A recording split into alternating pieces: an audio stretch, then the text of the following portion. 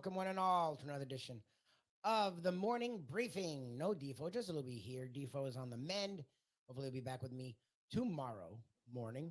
Uh, but I am here. We did have a national championship. We do have the National Football Playoffs, National NFL playoff set, and that's probably what I'll focus on today. Our Miami Dolphins squandered a three-game lead with 5 games left to finish instead of the number 2 seed, AFC East champions for the first time since 2008. The Buffalo Bills won the AFC East for the fourth or fifth straight year, and the Miami Dolphins now will be the 6th seed and head to Kansas City, where there is a blizzard on the way for this weekend. The Dolphins are the walking wounded. Literally, they're down their top 3 pass rushers. They're down their second best corner, one of the better corners in the league. They're down their best overall linebacker. And their offense has injuries all over the place. And they squandered what usually a pretty insurmountable lead in football with a little over a month to have a 3-game lead is pretty safe, and they lost it. Josh Allen and the Buffalo Bills did everything they could Sunday night to hand the Miami Dolphins the win, and the Dolphins said, no, we're good. And the Dolphins lost 21-14. The Bills won 21-14. And the Buffalo Bills now are the number 2 seed, even though they're 11-6. And they were pretty most of this year. They've won, I guess, 5 in a row. And that's nice, but they weren't impressive doing it. They should have lost to a Chargers team without Justin Herbert. They almost lost to the Patriots with Bailey Zappi. And they played the Dolphins that was massively injured and had Josh Allen had 3 turnovers in the red zone, and they went before half and didn't score. So they gave up at the least 12 points.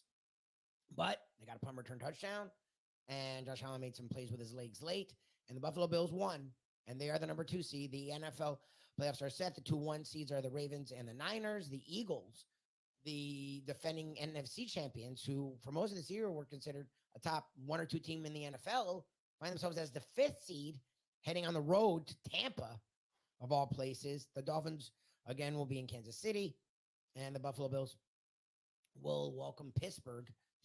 Everything worked out perfect for Buffalo. Jesus. They'll welcome Pittsburgh, a team that really shouldn't be a playoff team, honestly, but they found their way in to Buffalo. So a whole playoff slate ahead. We'll talk about that, but we do have the national championship to get to. Last night, Michigan wins their first national title since splitting the national championship in 1997. Michigan, yes, that Michigan, where their coach was suspended twice this year for cheating, is a national champions. I mean, that's the year it was in college football. The Florida State goes undefeated, wins the ACC, and is left out of the playoffs. Georgia is back-to-back champions, ends a 29-game winning streak, losing by 6 to Alabama, is left out of the playoffs. And Michigan, their coach is suspended twice for cheating this year, and they win the title. It's a weird world in college football these days, and that was a weird game. I really believed Washington would not only win, would win with ease, because the Pac-12 was, even though it was underestimated, was the best conference in college football by a lot. And Washington played really almost all of their good teams in a row. They had 5 straight weeks where they played ranked teams and somehow came out of it undefeated. Michael Penix Jr. to me was the best quarterback in the country. Their receiving core is as good, if not the best in the country. And their defense was better than people gave it credit. They played a Michigan team that their offense was abysmal. And it was abysmal last night, honestly. They rely on the run game and timely passing. But Michigan is a physical team, really good front 7, really good offensive line, and they leaned on that. And the run game early and often led to a 17-3 lead for Michigan. Washington came back a bit, eventually got to 20-13. Washington twice had a chance to tie it, meaning they had the ball down a touchdown. They couldn't do it, and Michigan pulled away, winning 34-13. And again, Michigan are national champions for the first time since 1997. They will tell you they're innocent. Jim Harbaugh said he's innocent. Okay, then why were you suspended? It's not that there were rumors or reports. We didn't even know the NCAA still existed. Like, I didn't know the NCAA had any power still. And it had enough power to not only look into or investigate Michigan. Jim Harbaugh, either the Big Ten did it or Michigan did it, but they did it. They felt there was enough there for him to be suspended twice. He literally missed almost as many games as he coached this year. But they're the champions. To me, there will be an asterisk. Yes, I think there will be an asterisk. What does that mean? nothing. They will still get the national title. It's like the Reggie Bush Heisman, where they took it from him and this and that, but in everyone's minds, he was the Heisman that year. Michigan will be the championship champion this year, but I think most of us will put an asterisk next to it.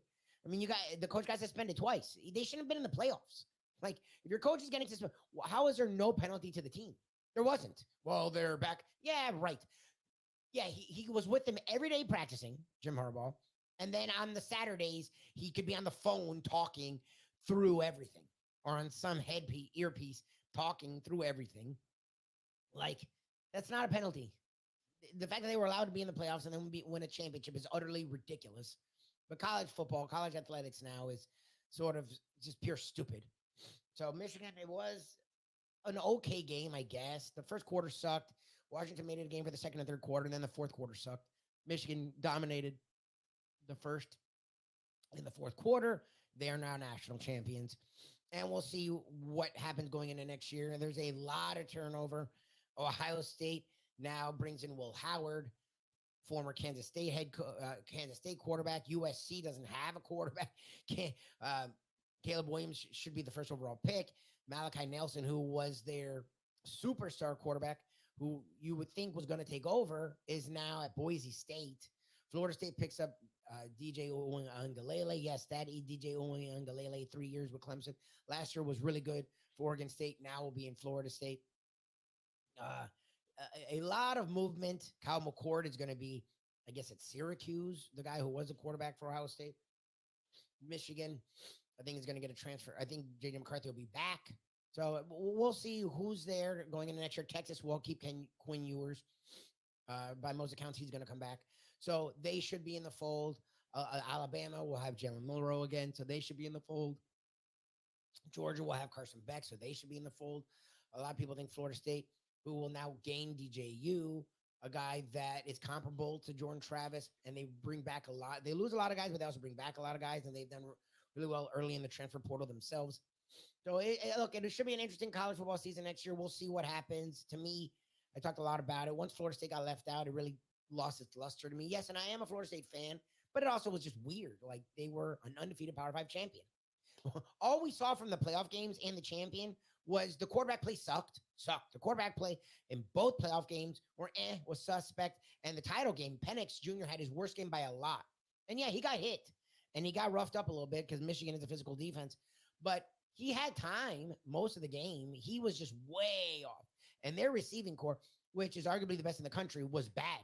Like, they weren't getting open when they had a few drops, which you haven't seen.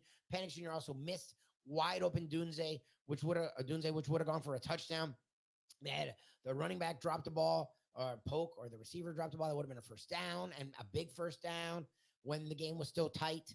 Penix Jr. was off, and McCarthy has become this battering ram. That's what he is. I mean, he had 18 attempts, and was 10 of 18 with those 18 attempts, 140 yards.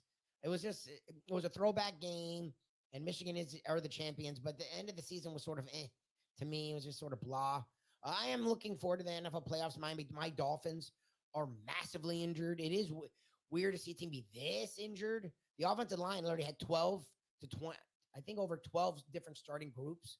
And the funny thing is, by the end of the year, they actually were a strong part of the season. Tua Tagovailoa did not have his strongest game versus Buffalo. Tyreek Hill is clearly not himself. Waddle was out. We'll see what happens for the Miami Dolphins versus Kansas City Chiefs. We'll see what happens this weekend, as we will have,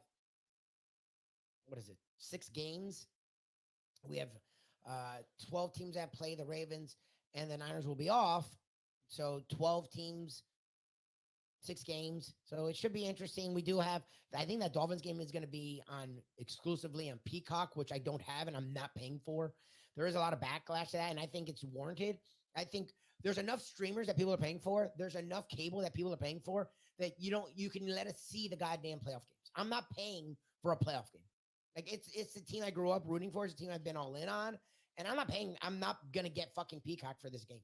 Like, I'm not doing it. And a lot of people are in the same boat as I am. I don't understand that at all. The NFL is getting really greedy, and good luck to them. I think they're going to have a lot of people not watch that game and be pissed about not watching that game. But we'll see. It's the football season is winding down. The NBA season is in full swing. The NHL season is in full swing.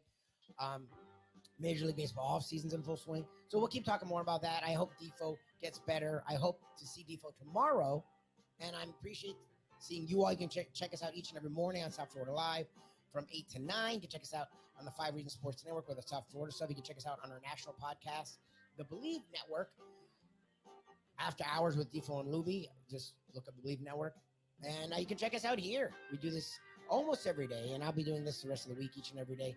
The morning briefing for the absent Defo. I am Mike Lubie Lubitz. Happy New Year, one and all.